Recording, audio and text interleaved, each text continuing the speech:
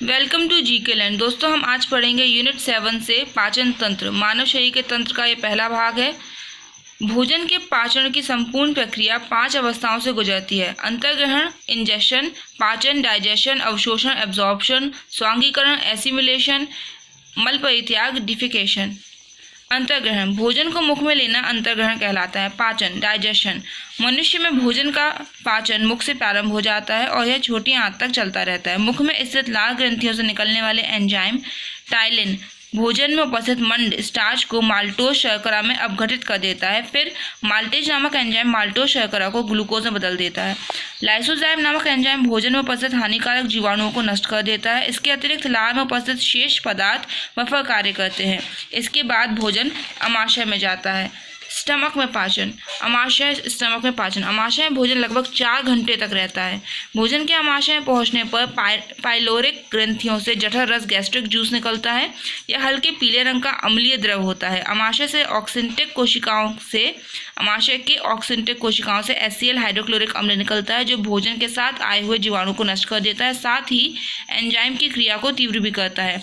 HCl भोजन के माध्यम को अम्लीय बना देता है, जिससे लार की टाइलिन की क्रिया खत्म हो जाती है, समाप्त हो जाती है। अमाशय से निकलने वाले जठर रस में एंजाइम पाए जाते हैं। कौन कौन से? पेप्सिन और रेनिन।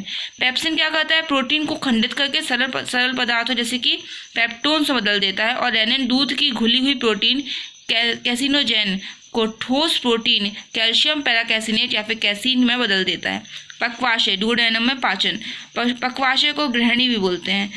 भोजन को पक्वाशय में पहुंचते ही सर्वप्रथम इसमें यकृत, लीवर से निकलने वाला पित्त रस, बाइल डक्ट आकर मिल जाता है। पित्त रस क्षारीय होता है और यह भोजन को अम्लीय से क्षारीय बना देता है। यहाँ अग्न्याशय से अग्न्याशय रस आकर भोजन में मिलता है और उसमें 3 प्रकार के एंजाइम होते हैं: ट्रिप्सिन, एमाइलेज, लाइपेज। ट्रिप्सिन क्या करता है? तो यह प्रोटीन को पेप्टोन और पॉलीपेप्टाइड्स तथा अमीनो अम्लों में बदल देता है, अमीनो एसिड में। फिर एमाइलेज क्या करता है? तो यह मांड स्टार्च को घुलनशील शर्करा शुगर में बदलता है। लाइपेज क्या करता है? तो यह एमल्सिफाइड वसाओं को ग्लिसरीन तथा फैटी एसिड में बदल देता है, ग्लिसरीन और फैटी एसिड में बदल देता है। फिर छोटी आंत में पाचन, तो यहाँ भोजन के पाचन की क्रिया पूर्ण होती है और पचे हुए भोजन का अवशोषण होता है। छोटी आंत, स्मॉल इंटेस्टाइन की दीवारों से आंतरिक रस निकलता है। इसमें 5 एंजाइम होते हैं। इरेप्सिन क्या करता है? यह शेष प्रोटीन और पेप्टोन को अमीनो अम्ल में बदलता है। माल्टेज क्या करेगा? माल्टोज को ग्लूकोज में बदलेगा। सुक्रोज को ग्लूकोज और फ्रुक्टोज में बदलेगा। 2 और एंजाइम होते हैं, वो हैं लैक्टेज और लाइपेज। तो लैक्टेज लैक्टोज को ग्लूकोज में और गैलेक्टोज में बदलेगा, तथा लाइपेज यह एमल्सिफाइड वसाओं को ग्लिसरीन और फैटी एसिड्स में बदल देगा। आंतरिक रस कैसा होता है? तो क्षारीय होता है। स्वस्थ मनुष्य में प्रतिदिन लगभग 2 लीटर आंतरिक रस स्रावित होता है।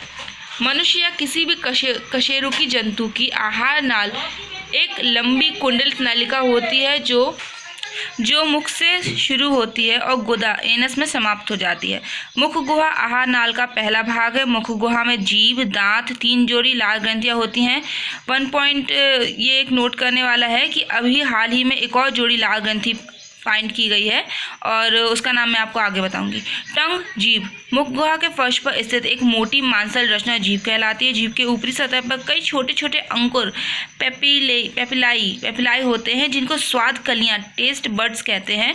इन्हीं स्वाद कलियों के द्वारा मनुष्य को भोजन के विभिन्न स्वादों जैसे कि मीठा, कड़वा, खट्टा आदि का ज्ञान होता है। तो ये एक जीभ है जिसमें अग्र भाग से मीठा, साइड के भाग से हमें खट्टे स्वाद का, और जो लास्ट के अंत का भाग होता है वहाँ से हमें कड़वाहट पता लगती है पश्च भाग से।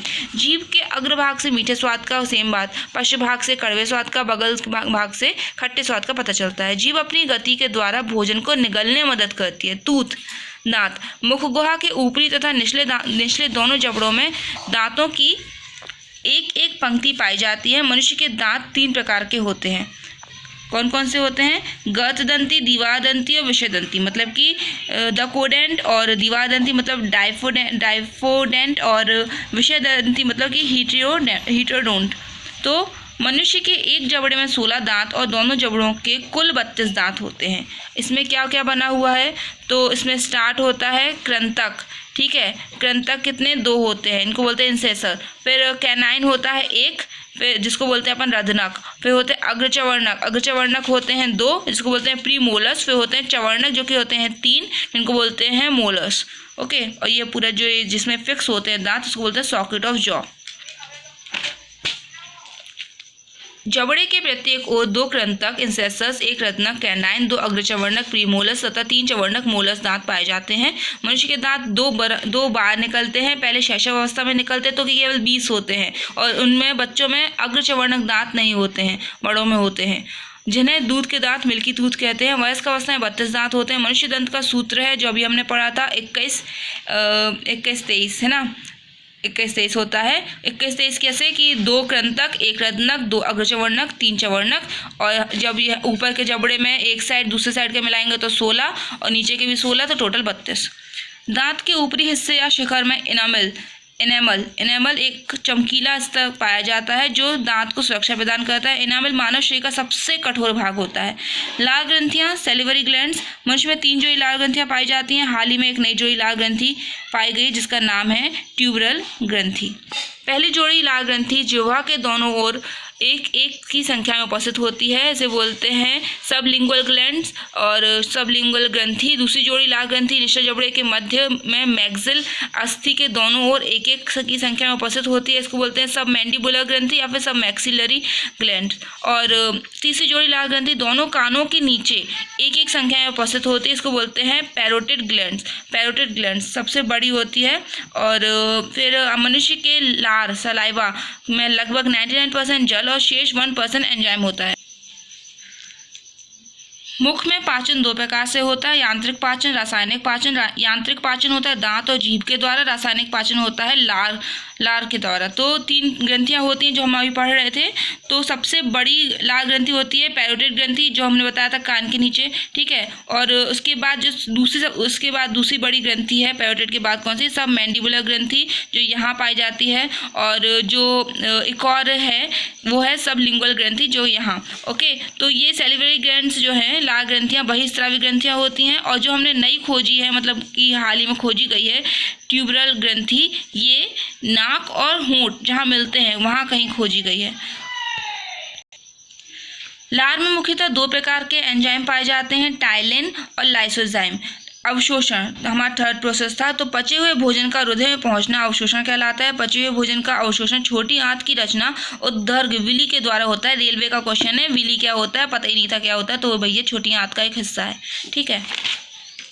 और स्वांगीकरण एसिमिलेशन, तो अवशोषित भोजन का शरीर में उपयोग में लाया जाना ही स्वांगीकरण कहलाता है। मल परित्याग, डिफोकेशन और अपच भोजन जितना पचा सकती थी आंत वो पचा ली, और जितना नहीं पच सकता बड़ी आंतें डाल दिया जाता है। और अपच भोजन बड़ी आंतें पहुंचता है जहां जीवाणु से मल में बदल देते हैं, बाहर निकल जाता है गुदा एनस के द्वारा।